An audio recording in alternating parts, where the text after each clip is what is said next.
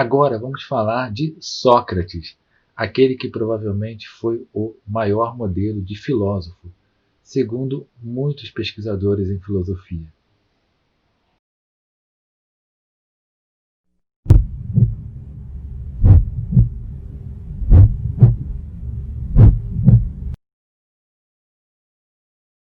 De fato, né, gente? Sócrates ele é considerado talvez o filósofo mais humilde de todos. Aquele filósofo que simplesmente dizia, só sei que nada sei. Que é nada mais, nada menos do que uma espécie de paradoxo, né, se você for parar para pensar com calma.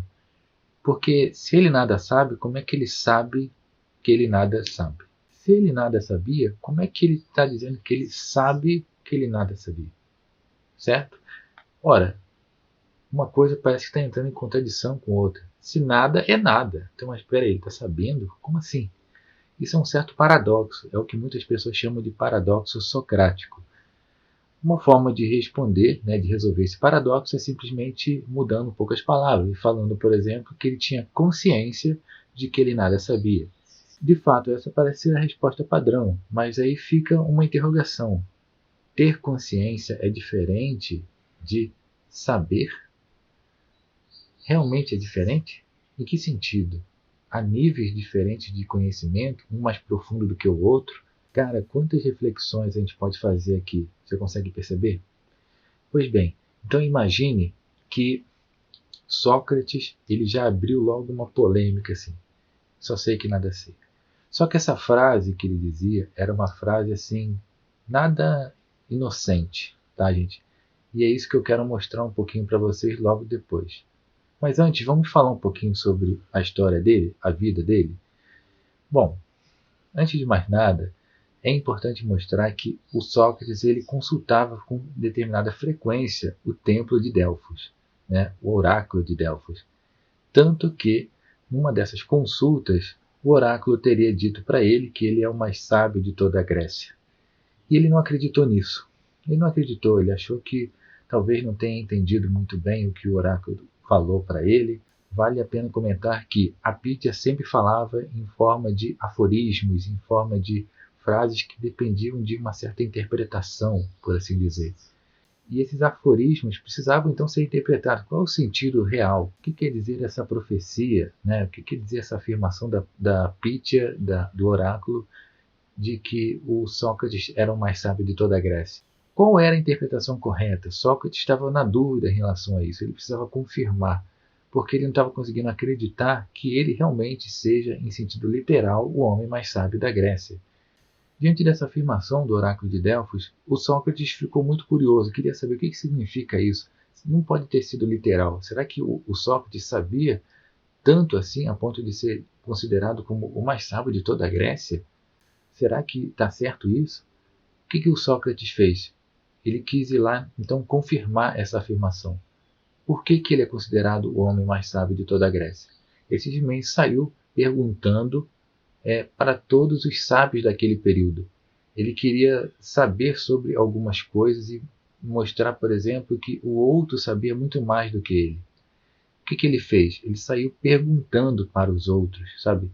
O que é a beleza, o que é a virtude, o que é a piedade, o que é o bem, e assim, o que é a justiça. E assim eles iam lá e respondiam para o Sócrates, de alguma forma, porque eles se achavam os sábios, os conhecedores de todas as coisas. Assim eram os sofistas que nós já falamos antes. Né? Eles tinham uma boa retórica, falavam muito bem. Só que é aquela coisa, né, gente?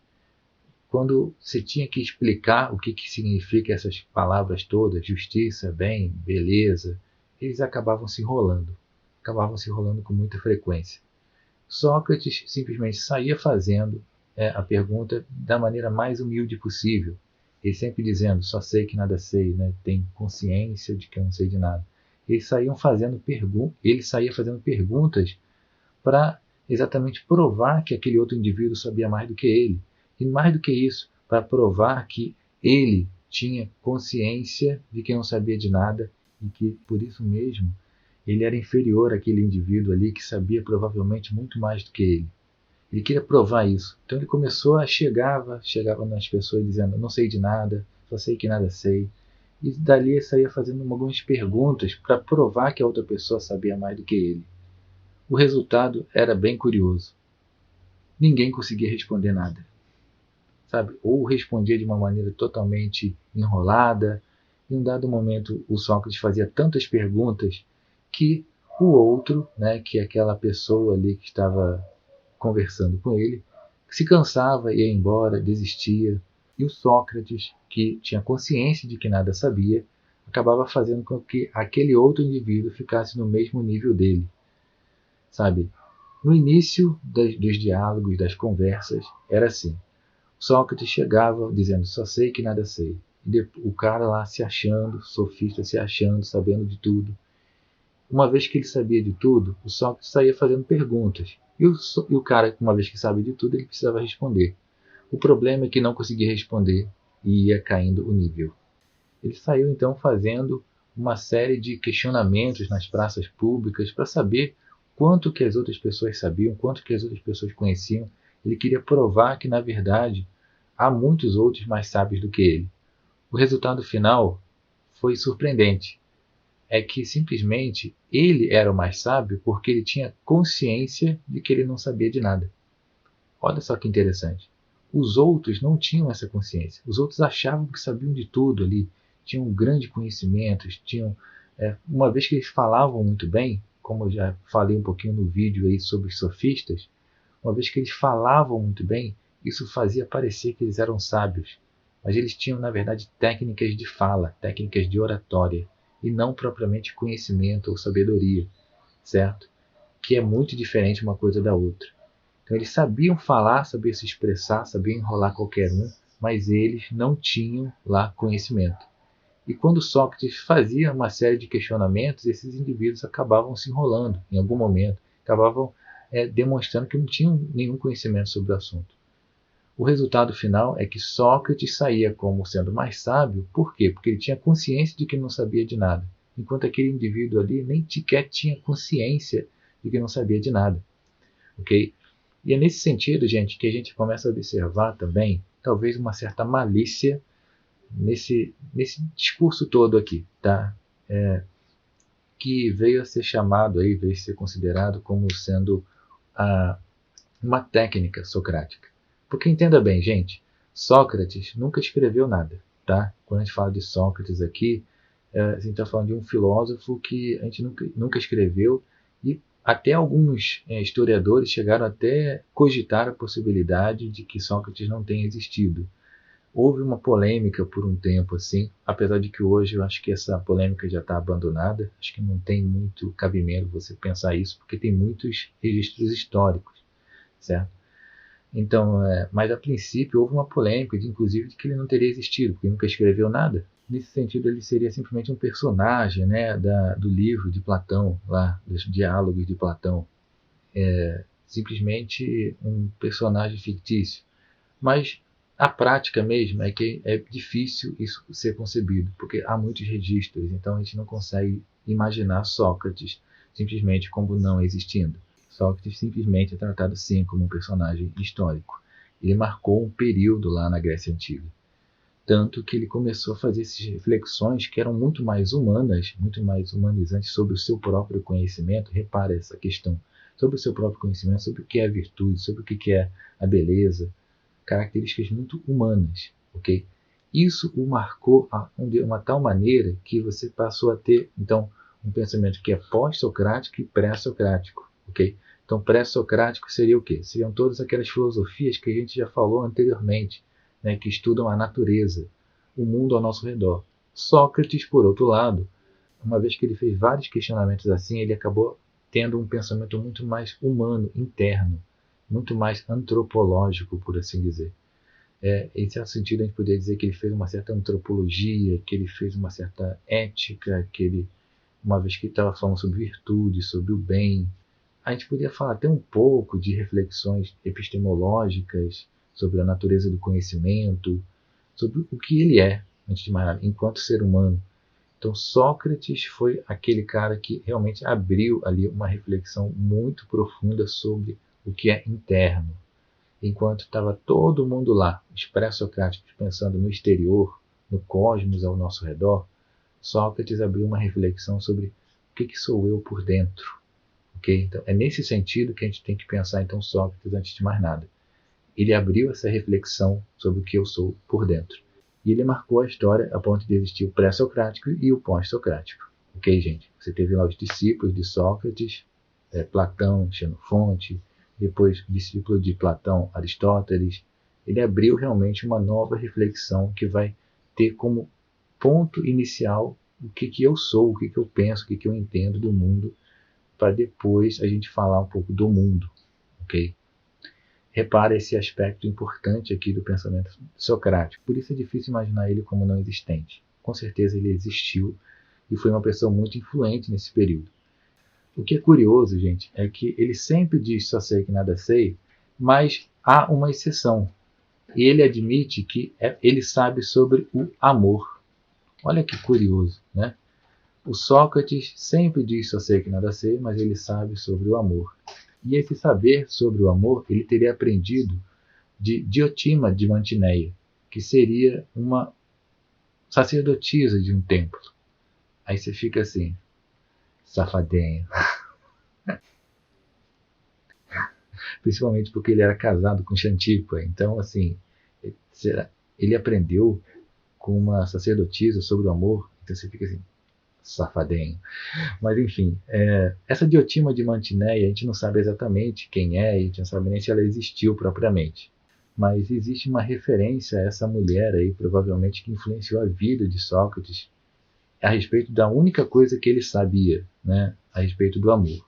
E é interessante falar sobre essa única coisa que Sócrates sabia, porque representa o quê? Representa um ponto importante aqui para falar sobre o quê? Sobre a filosofia. O que a filosofia é? A filosofia é o amor pela sabedoria, certo? Então, o filósofo aí, pelo menos, minimamente falando, sabe o que é amor. Há uma coisa que a gente pode tirar bem curiosa, né? Até mesmo para a gente compreender o que é o filósofo, a figura do filósofo. Pois então, faz todo o sentido do mundo que pelo menos, que todo filósofo, pelo menos, saiba o que é o amor, certo? É daí que a gente pode tirar, então, que por isso que o Sócrates sabe pelo menos sobre o amor. Porque ele era um filósofo, ele amava o saber. E ele precisava saber sobre o amor. E ele precisava saber sobre amor, que era aquilo que levava ele a ter mais conhecimento sobre as coisas, que impulsionava ele a ter conhecimento sobre as coisas. Apesar de que, né, ele nunca teria alcançado propriamente um saber positivo sobre as coisas. É sempre algo do tipo, saber que nada sabe, né? Mas é esse amor pelo saber, né, que teria impulsionado ele nas suas práticas, na sua atitude do dia a dia. A questão é que essa coisa de sair fazendo perguntas o tempo inteiro perturbou muita gente naquele período. Perturbou muita gente, com certeza. E o resultado final é que ele foi acusado lá de ter simplesmente pervertido a juventude, criado novos deuses e basicamente ser influenciado por outras divindades estrangeiras ou alguma coisa desse tipo. Então você tem lá uma coisa que a princípio era tratada de uma forma muito séria naquela época. Se você for pensar em termos atuais, né, tipo perverter a juventude, por ter tanta coisa que perverte a juventude, né, tanta gente que seria condenada à morte, né, não? Mas, enfim, essas acusações eram acusações muito sérias para a época, a ponto de, por exemplo, ser levado até a uma pena de morte. E foi exatamente o que aconteceu com ele, né? E assim, é bem interessante que ele tentou se defender. Há um livro, né, de Platão, que é um dos diálogos dele, onde o Platão expõe como teria sido a defesa que Sócrates fez de si mesmo, né, que é conhecido, né, o livro é conhecido como Apologia de Sócrates. E é interessante observar que há outros livros, como Criton, onde ele vai estar, alguns vão tentar exatamente depois libertar ele, certo? Porque ele foi preso, ele foi julgado, foi condenado, mas ele ficou por um tempo preso, ok? Então, o Criton ele teria simplesmente ido até lá para conversar com ele, dialogar com ele, para convencê-lo a fugir da prisão.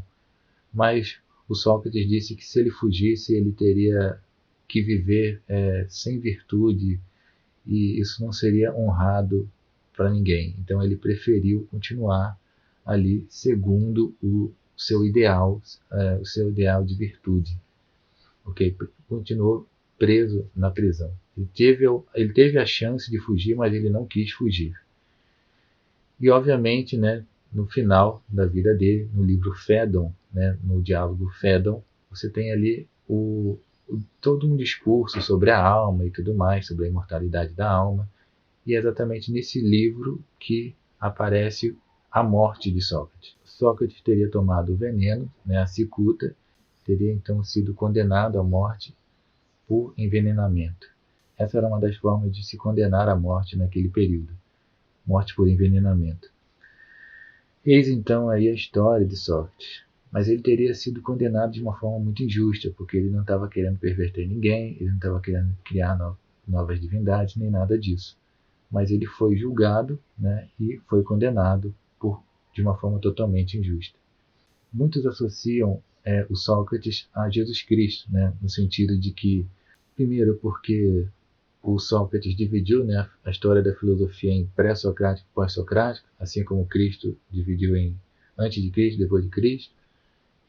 Ambos teriam também sido julgados de uma forma injusta, ambos teriam morrido pelos seus ideais, eles poderiam ter fugido, mas não quiseram fugir, eles permaneceram ali, né? Você tem lá o Horto das Oliveiras em Jesus, no caso de Jesus ali, né? Que seria semelhante ao caso do Críton ali, certo? Você tem uma série de outras comparações que você pode fazer, né? Tipo que o Sócrates nunca escreveu nenhum livro, foram os discípulos, né, de Sócrates que escreveram sobre ele, né? Você tem o texto de Platão e de Xenofonte, a princípio, né? Que são as duas referências que a gente tem.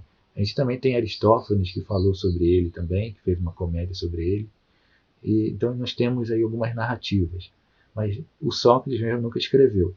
Assim também Jesus. Jesus nunca teria escrito nada, certo? Jesus simplesmente teria a história narrada a partir dos seus discípulos, ok?